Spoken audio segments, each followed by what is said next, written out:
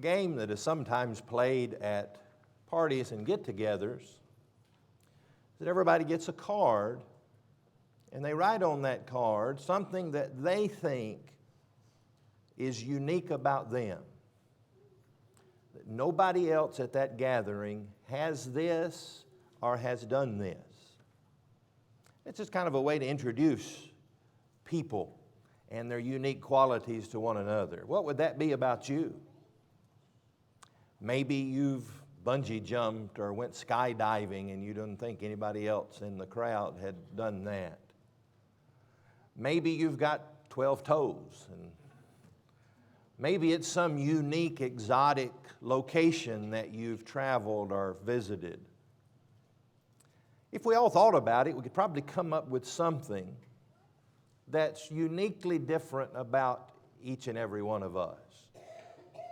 But what's interesting about that exercise is that it would take some time, wouldn't it?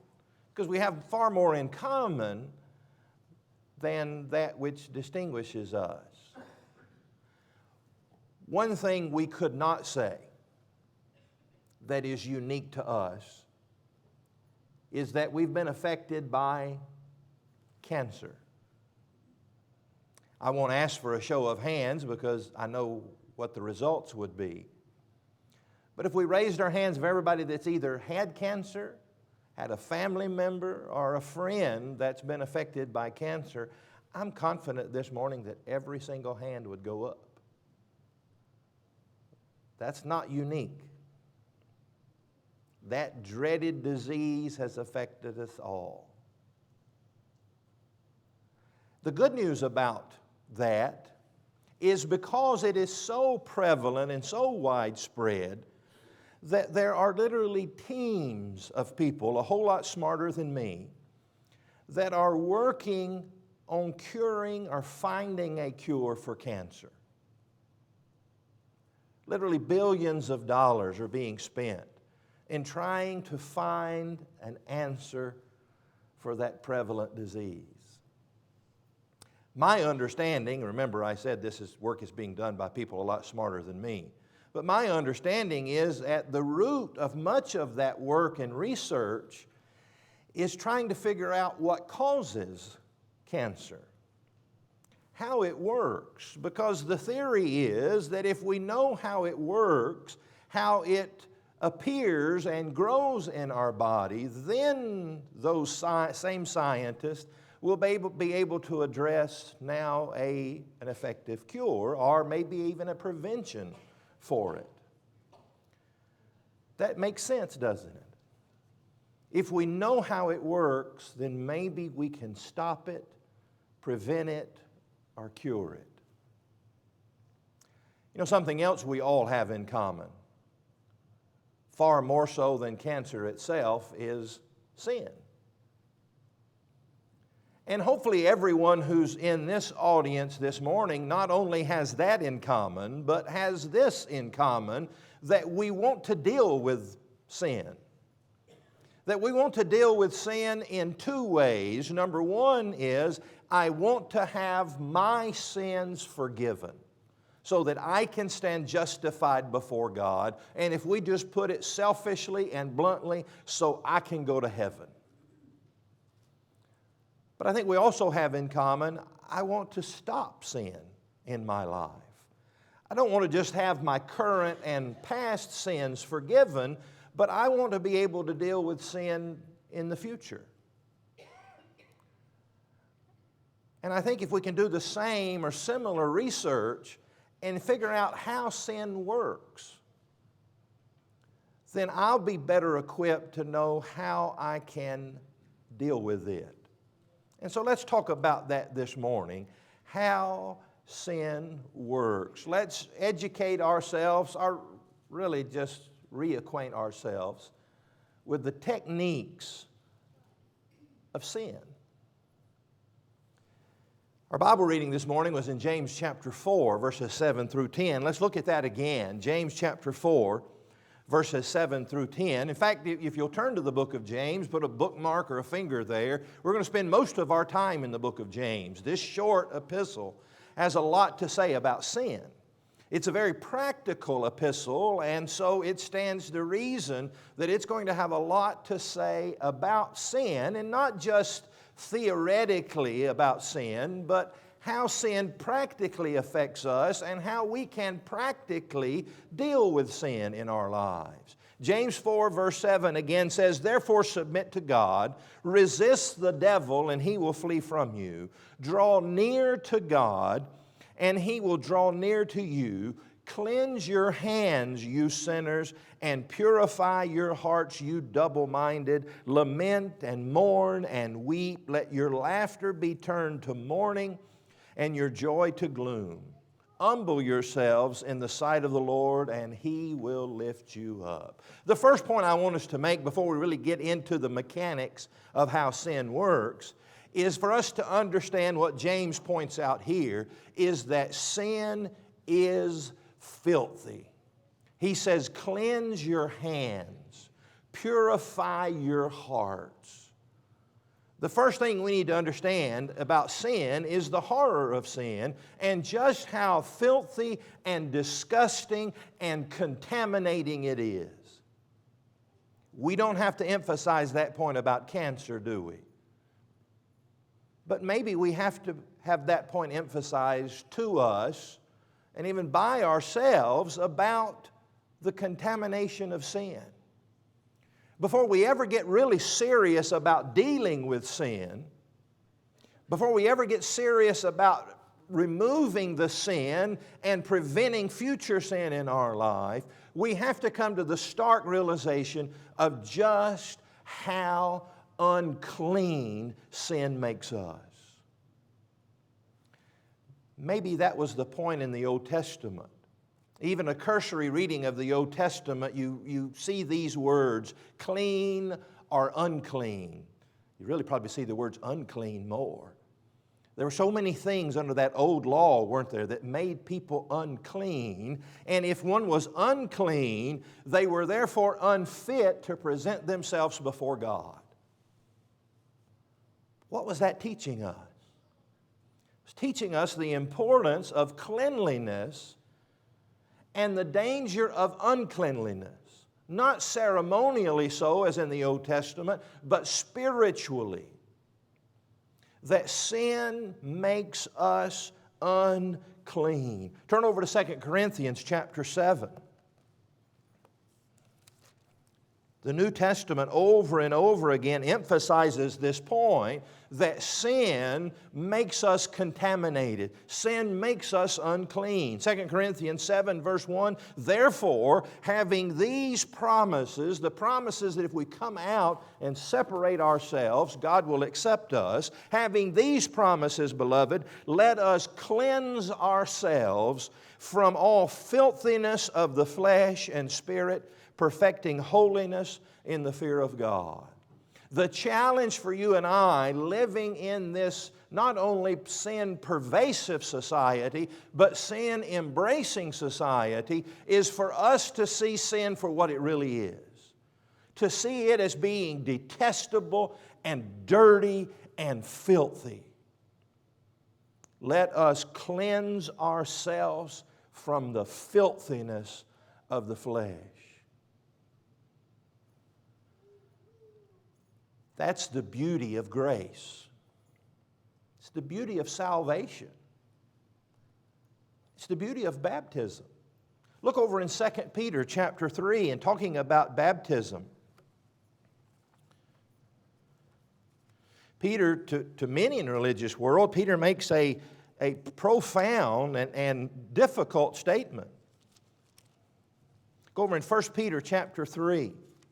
1 Peter chapter 3 and in verse 21, he says, "There is also an antitype that now saves us." Let's pause there. He had been talking about Noah and the flood, particularly the water in that flood.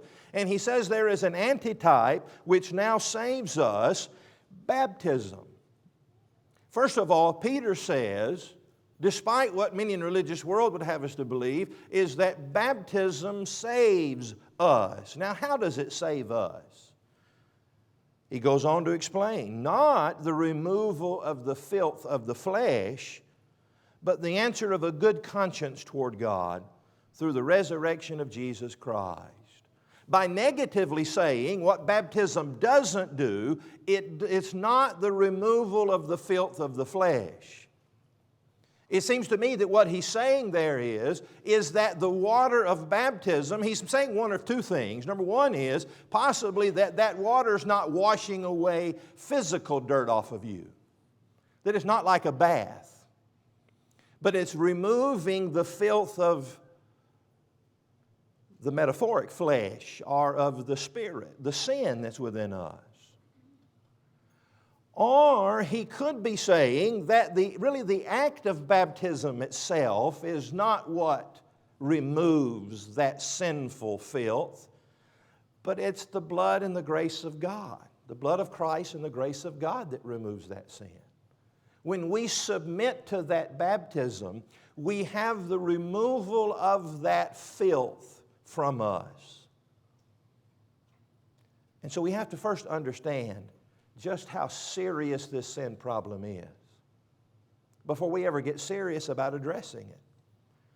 And before we can really even talk about how it works and how it's going to affect us and therefore how we can address it in our lives. Well, let's go back to James and let's see how this sin works. James chapter 1.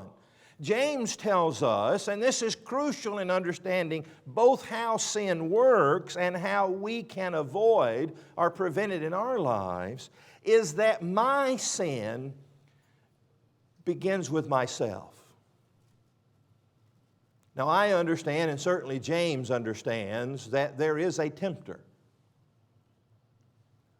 But when it comes to sin in my personal life, James says it begins with me. Look in James chapter 1, begin reading this time in verse 13. He says, after having said that God is the giver of good gifts, he says, let no one say, when he is tempted, I'm tempted by God. For God cannot be tempted by evil, nor does he himself tempt anyone. But each one is tempted when he is drawn away by his own desires and enticed. Then, when desire has conceived, it gives birth to sin. Sin, when it is full grown, brings forth death. Do not be deceived, my beloved brethren. Every good gift and perfect gift is from above and comes down from the Father of lights, with whom there's no variation or shadow of turning. God does not give bad gifts. He does not tempt us to sin. Then where does that temptation come from? Where does that enticement that leads to sin, that inevitably leads to death, comes from? James says, me. Everyone is tempted when he's drawn away by his own lust. And so James, first and foremost, says, don't blame God. But it seems to me there's another scapegoat that we need to deal with, and that is we many times blame Satan. And again, he plays a big part in this, doesn't he? But notice that James doesn't say the devil made you do it. James says you're drawn away by your own lust. We look there in James 4, we won't turn back over there. Remember, he says, after saying draw near to God, he says resist the devil and he'll flee from you. Satan, yes, he is the tempter. He is the father of all lies and maybe ultimately the source of every temptation. But understand this, the devil has no power against you unless you're a willing participant in that temptation and that sin. That does two things, at least two things. Number one is that puts the blame squarely upon me. There's no dodging, there's no obfuscation, there's no blaming, except the person in the mirror. If we're all honest with ourselves, at times at least, we like to blame something or somebody else. It's far easier, isn't it? To say, well, it was the other people that did it. or the other people I was with, or it was the circumstances I was in, or it was the devil, or even as James cautioned against it, even it's God for allowing sin in this life. But James says no. It's you. And so that puts the blame in my court. And I finally and ultimately have to say, as David would say, I have sinned. The second thing that does, and more pertinent to our point this morning, is that helps me see now how I can deal with that. Is I realize that it is me. And I realize that as Paul told the Corinthian brethren, that God makes a way of escape. And it's up to me to seek and to find that way of escape.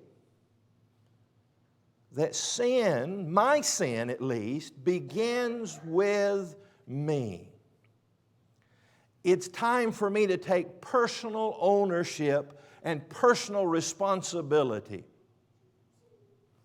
And to take steps, real, concrete steps, into how I can deal with that sin. And so I do an honest evaluation. What is it in my life that I struggle with the most? In fact, ask yourself the question this way. If I miss heaven, what's most likely to be the reason?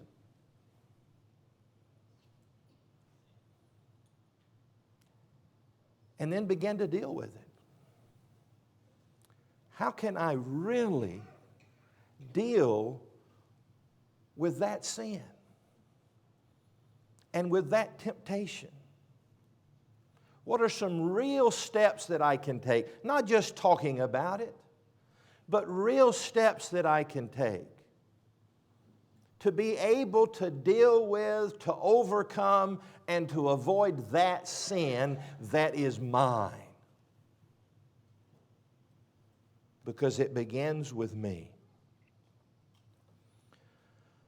Another point that James wants us to know, that if we understand the workings of sin, and that can help us maybe deal with or to avoid that sin in our life, is that we need to understand that sin works in many different ways. The Scriptures talk about the wiles of Satan, the deceptiveness of sin. Sin would be far easier to deal with, wouldn't it, if there was just one sin? If there was just one thing and we knew what to look for. And not only one sin, but it only came in one form or one fashion. And let's simplify it even further if we're dreaming things up here, that it only comes on one day of week. And we knew that day to be looking out for that one thing. But sin doesn't work that way, does it? The deceptiveness, the wiles are because it comes in so many different forms and fashions. And again, in James 1, in speaking of this progression, he says each one, verse 14 of chapter 1, each one is tempted when he's drawn away by his own desires and enticed. We talked about the ownership of that. But now let's talk about the more practical maybe application. The more pointed thing here is we're drawn away by our own desires. That tells us it's going to be different, isn't it? It's going to be different for you than it is for me. Because your desires are not my desires. We talked about what we have in common. We all have the sin problem in common. But what we don't have in common, what we're uniquely different, is how that sin approaches us. We might compare it to the different types of food that entice us. Isn't it interesting what some people like to eat? that you find disgusting? And you wonder how? How can they eat? And they're not being forced to. They're volunteering. And not only are they volunteering, they're laying down good money to eat that. And you can't conceive of it because it's just nasty to you. Well, those same people are watching you eat what you eat and saying, how can they eat that? Sin is that way. Our own desires. It's real easy for me to sit on my self-proclaimed ivory throne and look at you and the sin and the desires and the temptation in your life and say, how could they? I would never.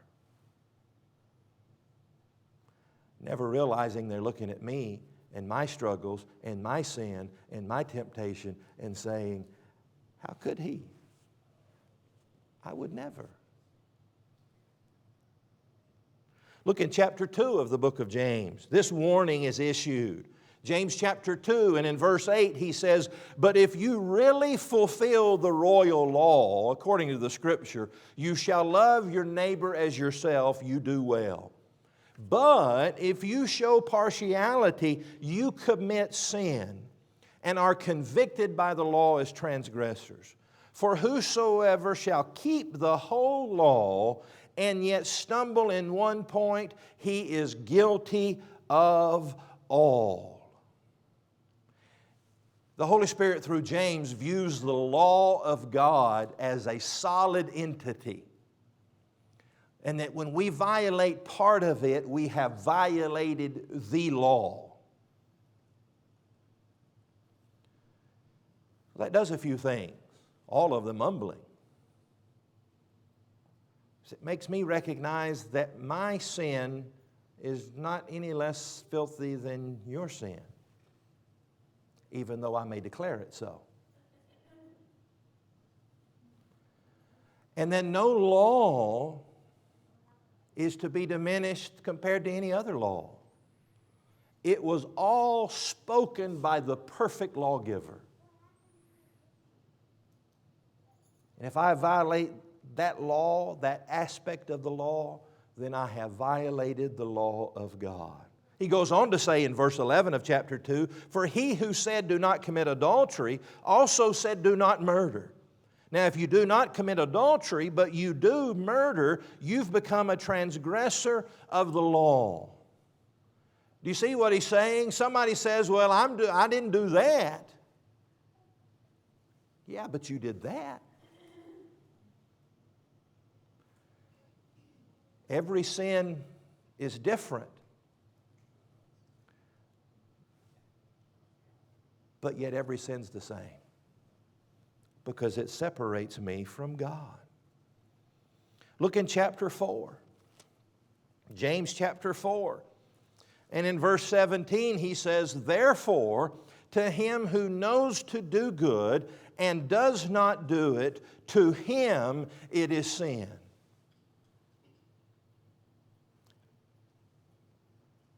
We talk about it when I was a kid, almost every public prayer that was offered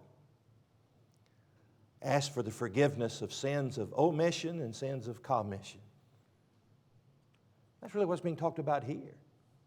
That I can sin by, as he talks in chapter 2, by committing adultery or by murdering, those overt acts where here was a law of God, a prohibition, and I stamped on it and I committed that sin. But James says I can also commit a sin by not doing what God has told me I need to be doing.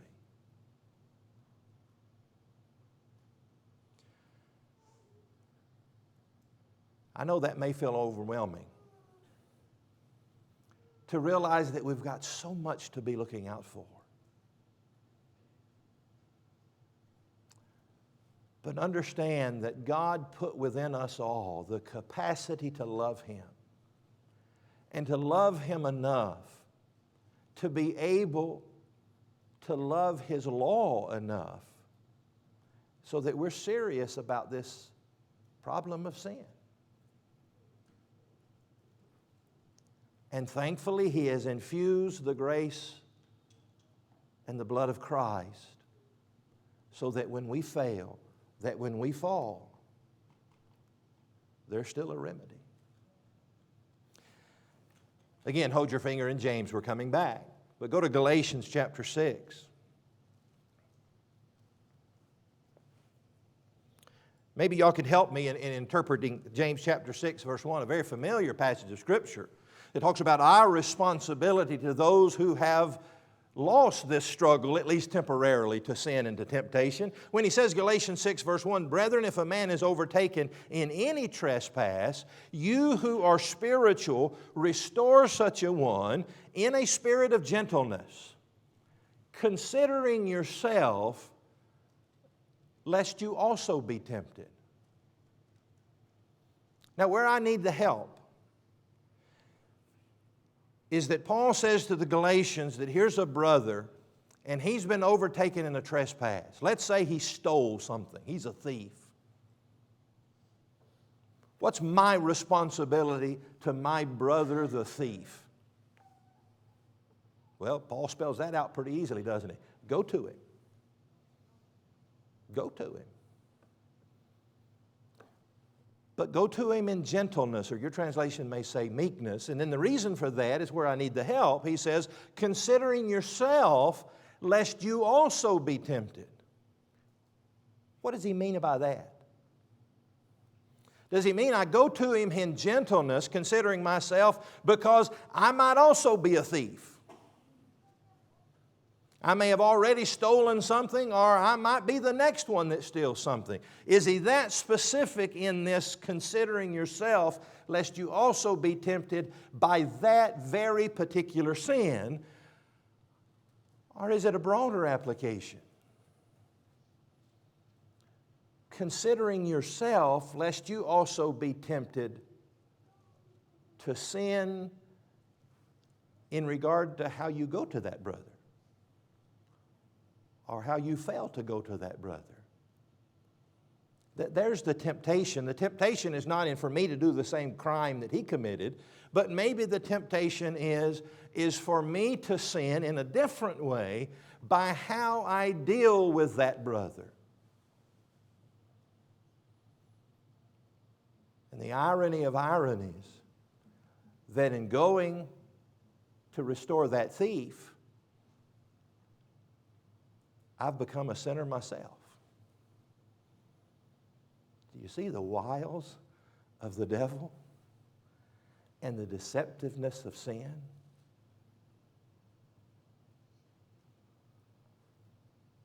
But the good news is we know how it works. And so the warning is given to consider yourself, lest you also, we know how this works. We know how the tempter works. We know how temptation works. We know how sin will seize upon every opportunity, and so be prepared.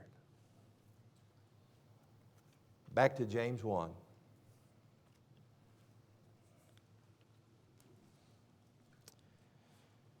Here's one thing I need to keep firmly in mind in knowing how sin works, that hopefully will help me to avoid, prevent, and deal with it, is to recognize what James said in James 1, verses 13 through 17 again, and that is that sin ends in death. James 1, verse 14, each one is tempted when he's drawn away by his own desires and enticed. And then when desire has conceived, it gives birth to sin. And sin, when it is full grown, brings forth death. Don't ever forget where this pathway ends. Jesus, in one of the most famous things that he said on the Sermon on the Mount, talked about two pathways. One that's narrow and difficult. One that's broad and easy. One that leads to life and one that leads to death.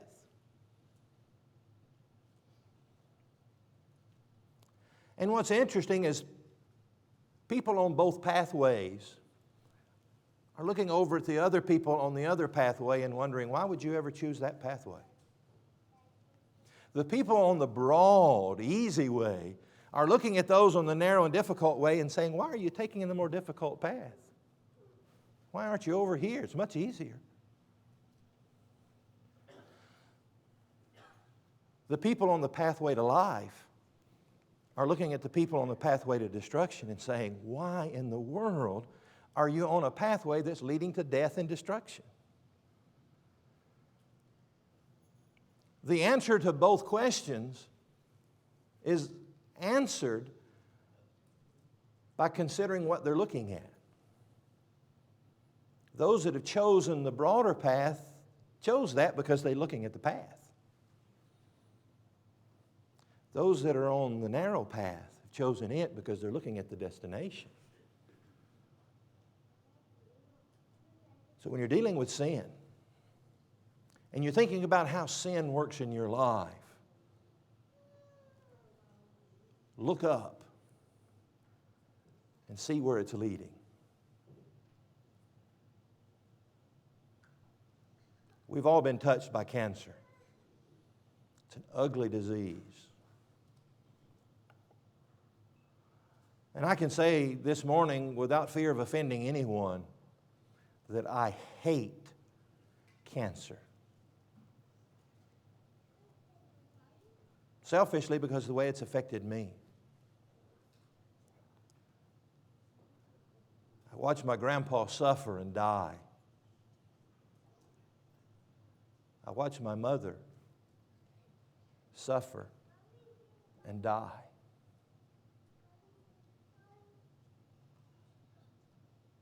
And you know as well as I do, death's not like it is in the movies. It's not romantic. It's not easy. It's violent. It's disgusting. And horrible to watch.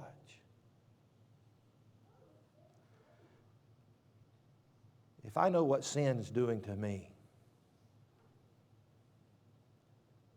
and what it will do to me and to my soul, and I know how it works, why won't I do everything that I can to avoid it, to eradicate it, and to have it removed from my life? That's how sin works. The research has been done. It's now up to us to deal with it.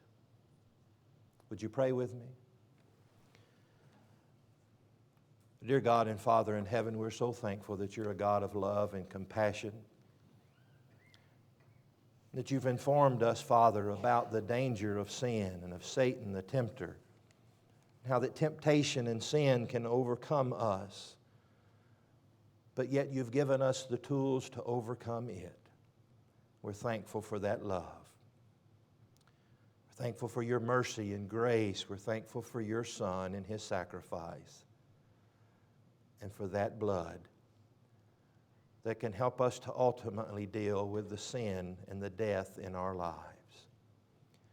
We're so thankful that though we be rebellious and sinful and so filthy and unclean, that you love us still. We're so thankful for the forgiveness that we have in you. Continue to love us, Father. Don't give up on us. Give us the time and the opportunity to be your children.